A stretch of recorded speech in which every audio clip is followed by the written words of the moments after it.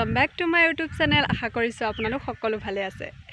আজি এটা নতুন ৰেচিপি ভিডিঅ' লৈ আহিছোঁ। বহুত দিন ধৰি ভিডিঅ' দিবই পৰা নাই, কিছু ব্যস্ত থকাৰ বাবে।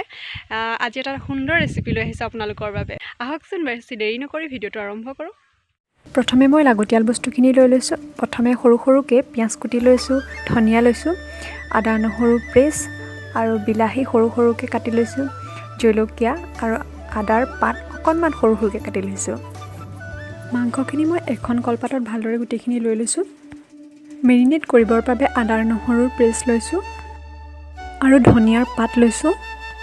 লগতে লৈছোঁ সৰু সৰুকৈ কাটি থোৱা পিঁয়াজ আৰু জলকীয়া 3টা, বিলাহী, অকণমান আদাৰ পাত, ৰং আহিবৰ বাবে অকণমান হালধি গুড়ি লৈছোঁ, নিমখ লৈছোঁ সোৱাদ অনুসৰি আৰু এচামুচ তেল লৈছোঁ। এই গোটেইখিনি ভালদৰে মই সানি ল'ম।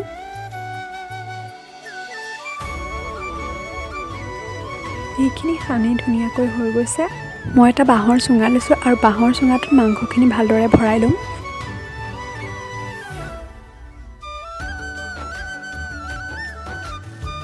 এতিয়া মই এখন কলপাতেৰে টাইটকৈ সোপাটো মাৰি দিছোঁ।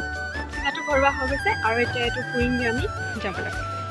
এতিয়া চুঙাটো ভালদৰে মাংসখিনি সিজালৈকে পুৰিব লাগিব।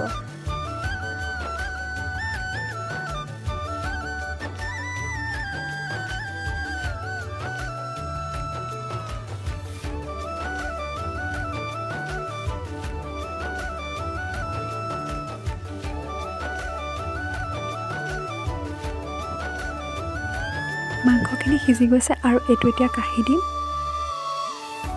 চুঙাত দিয়া মাংস ৰেডি হৈ গৈছে আৰু চাওকচোন দেখিবলৈ কিমান ধুনীয়া হৈছে আৰু তেনেকৈ খাবলৈ খুব ধুনীয়া হৈছে। যদিহে মোৰ ভিডিঅ'টো চাই ভাল পালে তেনেহ'লে লাইক কমেণ্ট শ্বেয়াৰ কৰি দিব। যিসকল মোৰ চেনেলত নতুনকৈ আহে তেওঁলোকে মোৰ সুস্বাদু ৰেচিপি পাই থাকিবৰ বাবে ছাবস্ক্ৰাইব কৰিবলৈ নাপাহৰিব।